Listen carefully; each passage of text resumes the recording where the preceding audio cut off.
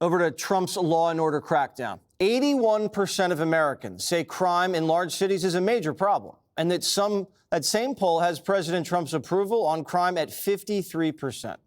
But those Democrats at summer camp say that violence doesn't matter.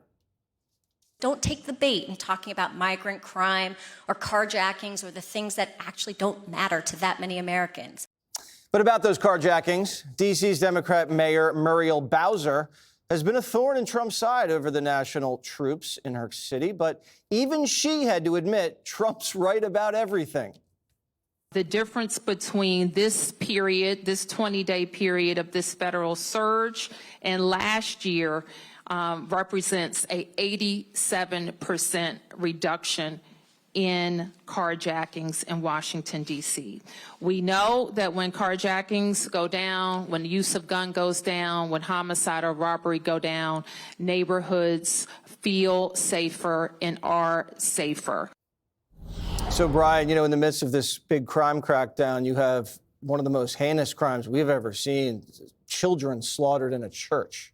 I mean, and then you see this manifesto, and I guess we're waiting for it to verify, but it looks like it's going to be verified with horrible things that he said, kill Trump, a whole bunch of things, Jesus' name defiled, sitting there on the target, saying one of the lines was, I didn't ask to be born, and they didn't ask to die. I mean, this guy is so twisted, or became a woman, whatever you want to call him. They got to look. This is very similar to the Tennessee situation, only we have a different administration. They hold on to that manifesto for over a year. That was another trans situation. What kind of drugs? Is there something to be learned by the type of transition drugs he may or may not have been on as they made this move, I guess, officially? The mom had to sign him on in 2019 at the age of 17. So I think we need to know if that's playing a role and if anybody's safe as they're going through this mental breakdown. So I think that for that mayor to come out and worry about the trans community and not worry about the Catholic community, the Christian church, the families that they're going through, he's worried about people in the trans community. My goodness, I'm more worried about what's going on the next time a grammar school kid wants to go to church to pray that he's going to have a good year. In terms of Muriel Bowser, I mean, I got to give her credit. She came out and gave Trump, she says, look, this has worked. It's helping me. If your goal truly is a mayor, and Harold, you talk about this all the time, if your goal is to make your city better where you got elected, you don't do that job to get rich. You do it to make people's lives better.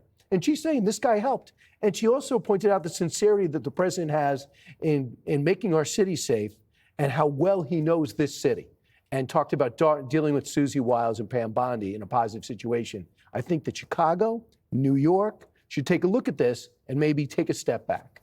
Harold, your name was mentioned during that commentary. Would you like to say anything? Sure. I mean, and good to be back, Brian. I didn't say hello while we were in the beginning of the show. We were talking about health matters, so it's good to see you. Good to be with you today. I think that President Trump deserves tremendous credit for what he's doing in Washington. He doesn't have the same authority in Chicago and New York. Our commissioner here, Jessica Tisch, is doing a phenomenal job. Has said we would want more collaboration with you. I listened to the president earlier. He said something that we've all said around this table the last few days. We need a national crime bill. We need more police officers on the street. We need more prosecutors to prosecute violent crimes. We need, in areas where the federal government can take over things, they should be in the business of collaborating to take it over. But I'd be remiss if I didn't say just something about Minneapolis. It's a tragedy. I don't know if it's the drugs these kids are using or not. One thing we do know, the common denominator in all this are guns. Now, I'm not a big guy to say, I'm not a big mouth about guns this or guns that, but at some level, the sanctity and the misapplication of the Second Amendment can't supersede every conversation about the lives of our kids, the lives of our family members. My kids go to a church-affiliated school, and the first day of school is in a week. I can't imagine at chapel something like this happening. I wouldn't want this to happen to anyone. The common denominator in everyone is not a transgender, it's not a this or that, it's a gun. Now, there may be some other commonalities, but what I encourage President Trump to do, he has done so many huge things and challenged so many things that we thought were immovable. He's challenged birthright citizenship. I'm not sure I'm there with them all together, but I get the conversation because I'm not convinced that's what the framers thought of birthright citizenship as we think about what's happening with migrants in our country today. The president also said, I'm going to take over certain things in this country that that Democrats or Republicans can't do. He's forced us to think about it. He's talked about attacking cartels in Mexico.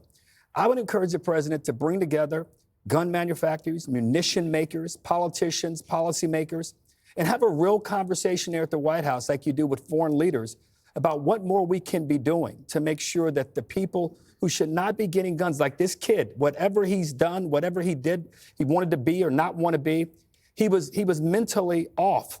We've got to figure out a better way to deal with this than we are.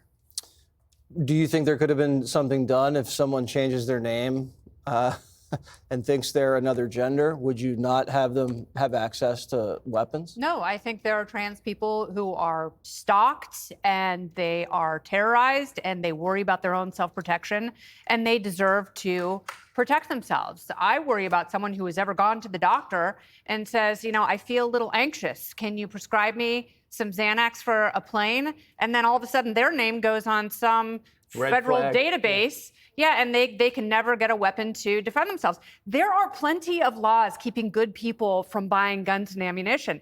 You know, we talked to Joe, our local sporting goods guy, and, you know, he's furious that people who deserve to protect themselves and their families, for people who enjoy sporting life, that they are not capable to go in and buy a weapon without some sort of registry. Yes, this person was mentally ill. It's not the trans part, it's the part that he was absolutely, completely evil. And in places like Minnesota, they do have red flag laws. And his parents should have known, and parents should be nosy, absolutely. But, you know, I wish there were someone there to put a bullet between this little a-hole's eyes before he was able to pull a trigger.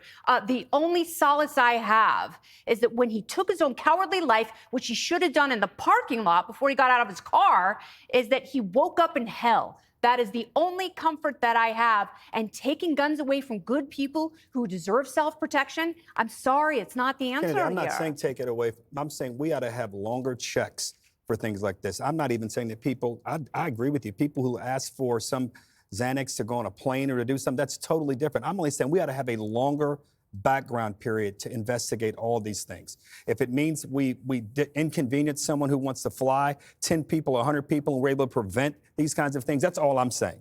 And we can have a conversation off air. But I'm not saying limit. I'm saying let's investigate further. And there may be a nexus between mental illness and the trans situation. I mean, this person was suicidal, depressed, and we've seen a few cases with Antifa and some of these mass shooters. They're transgender, and they're very, very angry and violent and delusional. Well, and you can't rule that out. So I think coming into the conversation immediately and focusing on only one aspect of it will deny any type of solution to that problem that, yes, we are clearly seeing a sickness infiltrate our society. And it's certainly not helped by social media and sort of a reward for this violence that's online, often with this.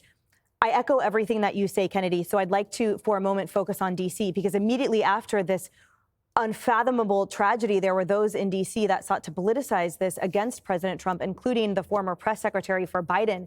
I want to talk about, there was a White House correspondent, and she obviously covered the White House. She lived in D.C., and at 8:30 a.m. in the morning, she was robbed at gunpoint, and she refused to give up her cell phone because she knew on that cell phone were these sources, these sources that she had sworn to sort of protect, and she felt it was her duty to prevent that from falling in the wrong hands. And so her assailant pistol whipped her. This is a young woman at 8:30 in the morning in front of her apartment.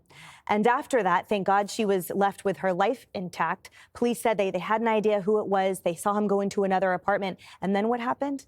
Nothing. So cut to 2 years later, she is obviously traumatized, no longer walks in her own city. She grew up in New York City, by the way. She was street smart, she called herself. Yeah, Irish Tao. Yep. She took Uber everywhere because of that. She couldn't even tell her grandparents because of the horrificness of the situation. And the point is that when people ask her, she says, is D.C. safe? We've heard that the stats are down. She says, well, I don't know about statistics, but let me tell you about my experience. And her point in this beautiful op-ed, Iris Tao, is that you cannot impose upon all of those individuals that live in D.C. and live in Chicago and live in these areas your statistics that you read about in papers or that you accept without question from the Metropolitan Police Department that says, oh, but look, violence is down. Because even if there's one violence, there's 30,000 incidents reported of violence last year in D.C., and every one of those is an Iris Tao. It is a horrifying generational trauma that the families undergo too. And final quick point that she made, which is that she is now pregnant, which is incredible. And she is moving away from D.C. with her husband because there is no way in hell, she says, they are raising their child in D.C. unless and until the president can clean it up. And if there's anyone that can, it is him. All right, it's a very powerful story, and we're praying for the victims and their families in Minneapolis. Up next, a tale of two illegal immigrants. The media won't touch the migrant truck killer, but they love the alleged wife beater. Click here to subscribe to the Fox News YouTube page to catch our hottest interviews and most compelling analysis. You won't get it anywhere else.